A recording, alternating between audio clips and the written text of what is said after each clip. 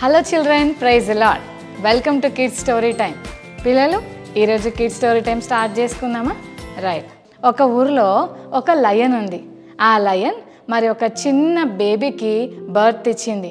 అయితే ఆ బేబీ లయన్ను ఎప్పుడైతే పుట్టిందో మదర్ చాలా సిక్ అయిపోయి బేబీ పుడుతూనే మదర్ చనిపోయింది. పిల్లలు, ఆ చిన్న బేబీ లయన్ ఎక్కడికి వెళ్ళాలో తెలియక ఆ అడవిలోనే బ్రతుకుతూ ఉంది. పిల్లలు, మెల్లమెల్లగా కొంచెం పెద్దగా అవుతా ఉంది. అప్పుడు ఆ చుట్టుపక్కల ఉన్న ఒక గొర్రెల మంద చూసింది. పిల్లలు, అక్కడ గొర్రెలు చాలా ఉన్నాయి. అయితే అక్కడున్న చిన్న చిన్న గొర్రెల్ని చూసి ఈ బేబీ లయన్ అనుకుంది, నేను కూడా వీళ్ళలాగే ఉన్నాను కదా, మరి వీళ్ళ ఫ్యామిలీకి చెందిన దాన్నేమో. అందరికీ మమ్మీ డాడీ ఉన్నారు, కానీ నాకేమో మమ్మీ డాడీ ఎవ్వరు లేరు.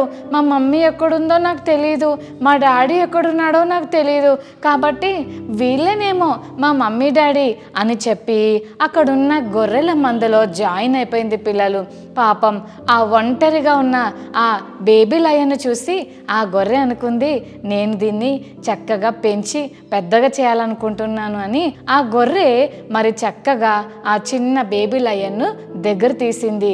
దాన్ని చక్కగా చూసుకుంటా ఉంది. పిల్లలు, ఈ చిన్న చిన్న గొర్రె పిల్లలతో పాటు ఈ బేబీ లయన్ కూడా పెరుగుతూ ఉంది. ఒకరోజు ఏం జరిగిందో తెలుసా?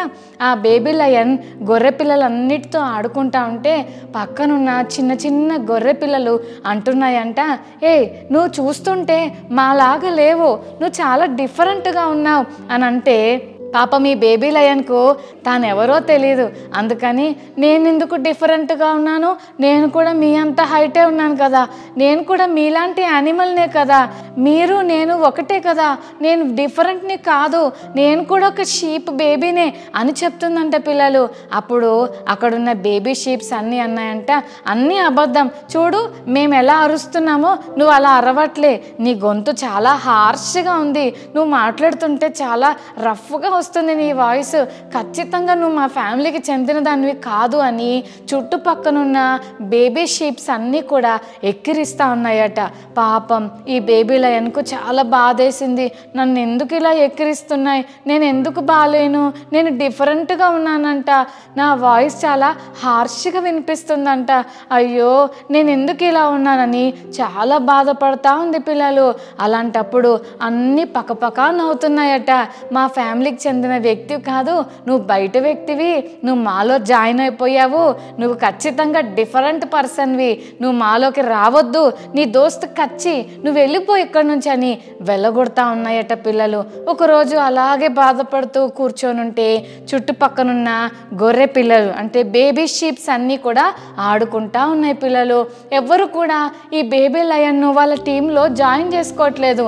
పిల్లలు, ఆ టైంలో పాపం ఈ బేబీ లయన్ బాధపడుతూ కూర్చుంది. పిల్లలు, సడన్గా ఒక పెద్ద లయన్ ఈ గొర్రె మందను చూసింది. పిల్లలు, వా, ఈరోజు ఎన్ని గొర్రెలు ఉన్నాయో ఇక్కడ, నాకు మంచి లంచ్ దొరుకుతుంది ఈరోజు, ఎట్లయినా సరే ఒక్క గొర్రె పిల్లనైనా పట్టేసుకుంటానని చాలా స్పీడ్గా అరుస్తూ పరిగెత్తుతూ వస్తుందట. పిల్లలు, పరిగెత్తుతూ వస్తుంటే గొర్రె పిల్లలన్నీ పరిగెత్తుతున్నాయట, పారిపోతున్నాయంట, కాపాడండి కాపాడండి అని పారిపోతుంటే వాళ్ళతో పాటు ఈ బేబీ లయన్ కూడా ప్లీజ్ హెల్ప్ మీ, కాపాడండి కాపాడండి అని పారిపోతా ఉందట. పిల్లలు, అప్పుడు ఈ లయన్కు అర్థం కాలేదు, ఈ గొర్రె పిల్లల మధ్యలో ఇదేంటి బేబీ లయన్ కూడా ఉంది ఇక్కడ, అయినా నాకు అర్థం కాని విషయం ఏంటంటే నేను గొర్రెల్ని అటాక్ చేద్దామని వచ్చాను, ఈ బేబీ లయన్ కూడా వాటితో పాటు పారిపోతుంది ఏంటి అని ఈ లయన్కు అర్థం కాలేదట, మతిపోయింది. సరే ఇట్లా కాదు కానీ ఇప్పుడు ఈ పారిపోతున్న గొర్రెలను పక్కన పెట్టి పారిపోతున్న బేబీ లయన్ సంగతి చూడాలి అని అనుకొని కాసేపు అయ్యాక ఆ గొర్రెలన్నిటిని వదిలిపెట్టి ఈ లయన్ పరిగెత్తుతా ఉందట. పరిగెత్తుతూ, ఏ బేబీ లయన్ ఒక్కసారి ఆగు, ఎందుకు పరిగెత్తుతున్నావు నువ్వు, ఒక్కసారి ఒక్క నిమిషం ఆగు అని అంటే, ప్లీజ్ నన్ను ఏం చేయకు, నేను ఒక బేబీ షీప్ని, నన్ను రక్షించు, నన్ను తినేయొద్దు ప్లీజ్ అని అంటుందట. పిల్లలు, అప్పుడు ఈ లయన్కి కోపం వచ్చింది, ఏం మాట్లాడుతున్నావు, నువ్వు బేబీ షీప్వా, ఒక్కసారి నీ ముఖం చూసుకున్నావా, నువ్వు కూడా నాలాంటి లయన్వే, నువ్వు కూడా గొర్రెల్ని తినొచ్చు, నువ్వు అంత స్ట్రాంగ్గా ఉండాలి, ఇదేంటి గొర్రె పిల్లలాగా పారిపోతున్నావంటే ప్లీజ్ నన్ను తినకు, నిజమే అది నిజం, నేను చెప్తున్నా, నేను గొర్రె పిల్లని, నాకు నీలాగా తినే శక్తి లేదు, నేను అందరిలో డిఫరెంట్గా ఉంటాను, నన్ను అందరూ ఎక్కిరిస్తారు, నేనంట వాళ్ళలాగా ఉండనంట, అయినా నన్ను కాపాడవా, నన్ను తినకుండా నాకు హెల్ప్ చేయవా అని అంటే అప్పుడు ఆ పెద్దలైనందంట, అరే రే ఎన్నిసార్లు చెప్పాలి, నువ్వు షీప్ కాదు నువ్వు లయన్ వేనంటే, లేదు లేదు నేను షీప్నే, మా ఫ్రెండ్స్ అందరు చెప్పారు నేను షీప్నే అంట కదా అని ఆ చిన్న బేబీ లయన్ చెప్పిందంట పిల్లలు. అప్పుడు ఏం జరిగిందో తెలుసా, ఎంత చెప్పినా ఈ బేబీ లయన్ నమ్మకపోయేసరికి అప్పుడు ఆ పెద్దలైనందంట, ఒక్కసారి ఇట్రా, నువ్వెవరివో నీకు చూపిస్తాను ఒకసారి ఇట్రా అని చెప్పి ఆ బేబీ లయన్ని తీసుకెళ్ళి ఒక చిన్న బావి దగ్గరకు తీసుకెళ్ళిందట. ఆ బావిలో నీళ్లున్నాయి, ఆ నీళ్ళలోకి ఒక్కసారి తొంగి చూడు అని చెప్తే అప్పుడు ఆ బేబీ లయన్ తొంగి చూసిందట. ఇప్పుడు చెప్పు నేను ఎలా ఉన్నానో, నువ్వు కూడా అలాగే ఉన్నావా కాదా అని అంటే, అవునవును నేను కూడా నీలాగే ఉన్నాను, అంటే ఇప్పుడు నేను లయన్నా అని అడిగిందట. అదే మరి ఇందాక నుంచి చెప్తున్నాను, షీప్ మధ్యలో ఉండటం వల్ల నువ్వు కూడా ఒక షీప్ లాగానే మారిపోయావు, నిన్ను అందరూ షీప్ అంటుంటే నువ్వు ఒక షీప్ అనుకున్నావు, కానీ no you are a lion, నాలాగా నువ్వు కూడా అరుస్తావు. ఈ జంగల్లో వైల్డ్ యానిమల్స్ అన్నిటిలో పవర్ఫుల్గా చాలా అధికారపూర్వకంగా ఉండే యానిమల్స్ మనల్ని చూస్తేనే అన్ని యానిమల్స్ పారిపోతాయి, నువ్వేంటి నన్ను చూసి పారిపోతున్నావు, మన ఇద్దరం ఒకటే జాతి అని చెప్పాయట. అప్పుడు అర్థమైంది లయన్కు, ఓహో నేను షీప్ని కాదా, నేను లయన్నా అని అనుకొని అప్పుడు తన వాయిస్ని మరొకసారి చెక్ చేసుకొని అప్పుడు చాలా హ్యాపీగా చాలా ధైర్యంగా ఇంతకు ముందు తనను వెక్కిరించిన ఆ గొర్రె పిల్లల దగ్గరికి వెళ్ళి, మీరు నన్ను ఏమనుకుంటున్నారు, I'm no more a sheep, నేను ఇంక ఇప్పుడు షీప్ని కానే కాదు, ఐఎమ్ ఎ లయన్ అని గట్టిగా అరిసేసరికి బాబోయ్ ఈ లయన్ తను లయన్ అని అర్థమైపోయింది. అమ్మో ఇది షీప్ అనుకున్నాం, షీప్ కాదు ఇది పెద్ద లయన్ అని అక్కడున్న మిగిలిన గొర్రెలు ఎక్కిరించి నవ్వి ఏడిపించిన గొర్రెలన్నీ పారిపోయాయంట. నిజమే కదా పిల్లలు, లయన్ తాను లయన్ అని ఎప్పుడు తెలిసిందంటే మరొక లయన్ వచ్చి చెప్పిన తర్వాత అప్పుడు అది రియలైజ్ అయింది. అంతవరకు భయపడుతూ షీప్ లాగే గడ్డి తింటూ అది పెద్దగా అయింది. పిల్లలు ఈ లెసన్ ద్వారా మనం ఏం నేర్చుకుంటున్నామంటే, ఎవరైనా మన గురించి ఏమైనా అన్నారంటే అదే కరెక్ట్ అని మనం ఎప్పుడు కూడా డిసైడ్ అవ్వకూడదు, మనం ఏంటో మనం తెలుసుకోవాలి. దేవుడు మనల్ని ఎంత ప్రత్యేకంగా తయారు చేశాడో దాని ఉద్దేశాన్ని మనం తెలుసుకుంటే మనం చాలా హ్యాపీగా ఉండొచ్చు. అంతేకాదు దేవుడు మనల్ని ఏ ఉద్దేశంతో తయారు చేశాడో ఎవరికైతే అర్థమవుతుందో అప్పుడు అంత విలువగా మనం బ్రతకొచ్చు. బైబిల్ గ్రంథంలో ఒక అన్న ఉన్నాడు పిల్లలు, ఆ అన్న పేరు యబ్బేజు. ఆ అన్న పుట్టేటప్పుడు వాళ్ళ మమ్మీ చాలా బాధపడిందట పిల్లలు. అందుకని ఆ బాధలో వాళ్ళ అమ్మ తట్టుకోలేక ఈ అన్నను వేదన అనే అర్థం ఇచ్చి యబ్బేజు అనే పేరు పెట్టింది పిల్లలు. పిల్లలు మీకు కూడా మీ మమ్మీ డాడీ కానీ పాస్టర్ అంకుల్ పాస్టర్ ఆంటీ కానీ ఎవరో ఒకళ్ళు పేర్లు పెట్టారు కదా, మీకు కూడా పేరుందా లేదా? మరి మీ పేరుకు అర్థం ఉంది పిల్లలు, ఆ అర్థం ఏంటో ఖచ్చితంగా మనం తెలుసుకోవాలి, దాని ప్రకారం మనం జీవించాలి, మంచి పేరు కలిగి ఉండాలి, మంచి పేరుకు తగిన బ్రతుకు కూడా మనం బ్రతకాలి. ఈ పేరును బట్టి చుట్టుపక్కనున్న వాళ్ళంతా కూడా యబ్బేజు నన్ను చాలా ఏడిపిస్తుండేవాళ్ళు. యబ్బేజు నీ పేరు వేదనరా, అయ్యయ్యో యబ్బేజు మీ మమ్మీ డాడీని ఎంత ఏడిపించావురా, అయ్యో వేదన వేదన అని పెట్టింది అని ప్రతి ఒక్కరూ యబ్బేజన్నను వేదన అని ఎక్కిరిస్తుండేవాళ్ళు. ఎవరు అన్నను ఆడిపించుకునేవాళ్ళు కాదు. ఎవరైనా ఎక్కిరిస్తుంటే వాళ్ళతో కలిసి ఆడుకోలేం కదా, ఏడిపిస్తుంటే వాళ్ళతో ఫ్రీగా మనం మూవ్ అవ్వగలమా పిల్లలు? అమ్మో అక్కడికి వెళ్తే నన్ను ఎక్కిరిస్తారేమో, అక్కడికి వెళ్తే నా గురించి చెడుగా మాట్లాడుకుంటారేమో, అక్కడికి వెళ్తే నువ్వు వెళ్ళిపో అని అంటారేమో అని భయపడి ఎవరితో కలవడానికి ఇష్టపడక ఒక మూలకి వెళ్ళిపోయి భయంతో బ్రతుకుతూ ఉంటారు చాలామంది. యబ్బేజన్న లైఫ్ కూడా అలాగే ఉంది పిల్లలు.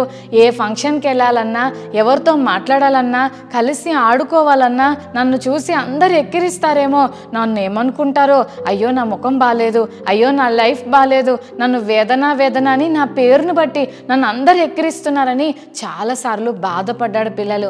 ఒకరోజు ఎబ్బేజన్నకు ఒక ఆలోచన వచ్చింది. అదేంటంటే, ఇలాంటి బాధాకరమైన సిట్యువేషన్స్ వల్ల నేను చాలా బాధపడుతున్నాను, అందరూ నన్ను ఎక్కిరిస్తుంటే, అందరూ నన్ను ఇబ్బంది పెడుతుంటే నాకు చాలా బాధేస్తుంది. ఇప్పుడు ఈ సిట్యువేషన్లో నుంచి నేను బయటికి ఎలా రావాలి? నాకు బాగుపడాలని ఉంది, నా లైఫ్ చాలా బ్లెస్సింగ్గా ఉండాలని ఉంది, కాబట్టి నేను ఎవరి దగ్గరకు వెళ్తే నేను బాగుపడతాను అని ఆలోచించాడు. అన్న ప్రశ్నకు ఒకే ఒక సమాధానం దొరికింది. అదేంటంటే దేవుడు.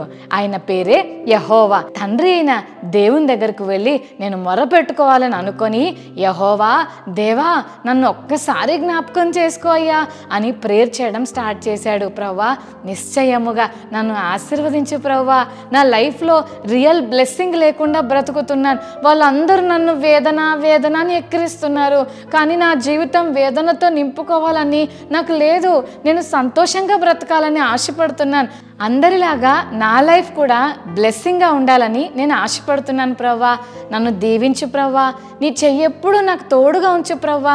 ఎందుకంటే చాలామంది తన చుట్టూ ఉన్నారు, కానీ ఎవరు కూడా ఎబ్బేజన్నకు దోస్తు చెప్పలేదు. అందుకే ఎబ్బేజన్న, ప్రభువా నీ చెయ్యి నాకు తోడుగా ఉంచుతావా, నా సరిహద్దులు విశాలపరుస్తావా, ఏ కీడు రాకుండా నన్ను తప్పించు ప్రభువా, నాకు తోడుగా ఉండు ప్రభువా అని చాలా ఏడ్చుకుంటూ బాధతో యేసయ్య పాదాలు పట్టుకుంటే, ఎబ్బేజన్న చేసిన ప్రార్థనను దేవుడు విన్నాడు. వినటం మాత్రమే కాదు, ఎబ్బేజన్నను ఎంతగా బ్లెస్ చేశాడంటే, వాళ్ళ బ్రదర్స్ అందరికంటే దేవుడు ఎబ్బేజన్నను గొప్పవాడిగా చేశాడని దేవుని వాక్యం చెప్తుంది. చెల్లి తమ్ముడు, నీకు కూడా ఏదైనా ఇబ్బంది కలుగుతుందా? నిన్ను చూసి ఎవరైనా, అరే వీడికి మార్కులు రావురా, వీడు స్కూల్లో పప్పు సుద్దరా, వీడికి తెలివి లేదురా, వీడికి హిందీ రాదు, మ్యాథ్స్ రాదని ఎక్కిరిస్తున్నారా? వీడికి మనతో పాటు ఆడుకోవడం రాదురా, వీడు ఉత్త దద్దమ్మరా అని ఎవరైనా ఎక్కిరిస్తున్నారా? ఈమెకి ఏం తెలివి లేదు, ఈమెకు మాట్లాడడం రాదు, అందంగా ఉండదు, అయ్యో చూడు ఎలా ఉందో అమ్మా అని ఎక్కిరిస్తా ఉన్నారా? పిల్లలు, మిమ్మల్ని ఎవరైనా ఎక్కిరిస్తూ ఉంటే, మిమ్మల్ని ఎవరైనా ఏడిపిస్తుంటే, బాధ పెడుతుంటే ఒక్క విషయం గుర్తుపెట్టుకోండి, మిమ్మల్ని యేసయ్య ప్రేమిస్తున్నాడు. యేసయ్యకి మీరంటే చాలా ఇష్టం. మిమ్మల్ని ప్రేమించే యేసయ్య ఈ లోకానికి వచ్చాడు. చెల్లి తమ్ముడు, నువ్వంటే యేసయ్యకి ఎంత ఇష్టమో తెలుసా? అందుకే ఎబ్బేజన్నలాగా నువ్వు కూడా ప్రార్థన చేయడం స్టార్ట్ చేయి. యేసయ్య నన్ను తిట్టుకుంటున్నారు, యేసయ్య మరి నాతో ఎవరు ఫ్రెండ్షిప్ చేయడానికి ఇష్టపడట్లేదు, నన్ను అందరూ ఏడిపిస్తున్నారు ప్రభువా, నాకు నువ్వు సహాయం చేయవా అని నువ్వు కూడా ఎబ్బేజన్నలాగా ప్రార్థన చేస్తే, నువ్వెవరివో నీ విలువేంటో దేవుడు నిన్ను ఎక్కిరిస్తున్న వారికి తెలిసేలాగా చేస్తాడు. ఇందాక మనం చూసాం కదా, అక్కడున్న షీప్ అంతా కూడా ఏమంటున్నాయి, నువ్వు డిఫరెంట్గా ఉన్నా, నీ గొంతు అస్సలు బాలే, నీ రూపం అస్సలు బాలే, మాలో ఒకరిలా తిరుగుతున్నావు కానీ నువ్వు మా వ్యక్తివి కాదని వెళ్ళగొట్టే ప్రయత్నం చేస్తున్నాయి. కానీ లయన్కు తర్వాత తెలిసింది, ఆ షీప్ కంటే ఈ లయన్ చాలా గొప్పది, చాలా పవర్ఫుల్ అని తర్వాత తెలుసుకున్నాయి కదా పిల్లలు. అలాగే ఎబ్బేజన్న కూడా అందరూ అన్నను ఎక్కిరిస్తూ ఉంటే అంతేనేమో తన జీవితం అని బాధపడుతూ కూర్చున్నాడు. కానీ ఒకరోజు మాత్రం దేవుని పాదాలు పట్టుకున్నాడు. దేవుడు ఎబ్బేజన్నను కనికరించి అందరికంటే గొప్పవాడిగా చేశాడు. మనల్ని ఎవరైనా ఇబ్బంది పెడుతున్నా, ఏడిపిస్తున్నా, వెక్కిరిస్తున్నా ఏ మాత్రం బాధపడొద్దు. యేసయ్యకు అప్పగిస్తే వాళ్ళందరికంటే యేసయ్య నిన్ను గొప్పవాడిగా చేస్తాడు, గొప్పదానిగా చేస్తాడు. మరి ప్రార్థన చేసుకుందామా? దేవుడు మనల్ని కూడా జ్ఞాపకం చేసుకొని ఆశీర్వదించాలని ప్రార్థన చేసుకుందాం. కళ్ళు మూసుకోండి, ప్రేయర్ చేసుకుందాం. ప్రేమగల తండ్రి, మీకు వందనాలు ప్రభువా. మరి గొర్రెల మందలో కలిసిపోయిన లయన్ తనెవరో తెలియక ప్రవ్వా మిగిలిన గొర్రెలన్నీ కూడా దాన్ని ఎక్కిరించాయి. కానీ తర్వాత అదెంత విలువైందో దానికి అర్థమైంది. అలాగే ఎబ్బేజన్నను చూసి అందరూ వేదన వేదనని ఎక్కిరించారు. కానీ ఎబ్బేజన్న నీ సన్నిధిలో ప్రార్థించినప్పుడు తన బ్రదర్స్ కంటే ఎబ్బేజన్నను గొప్పవాణిగా చేశా.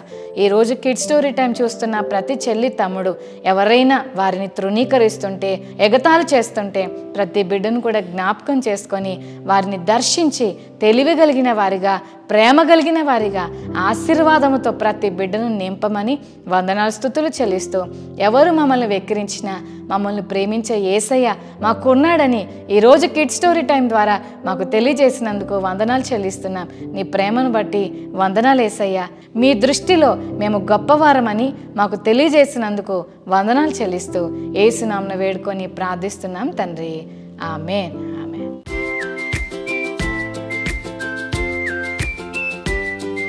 ఓకే చిల్డ్రన్, మరి ఈరోజు మెమరీ వర్స్ నేర్చుకుందామా? యోహాను సువార్త 15:19, జాన్ 15:19. నేను మిమ్మును లోకములో నుండి ఏర్పరచుకొంటిని. మరొకసారి నేర్చుకుందామా? జాన్ 15:19.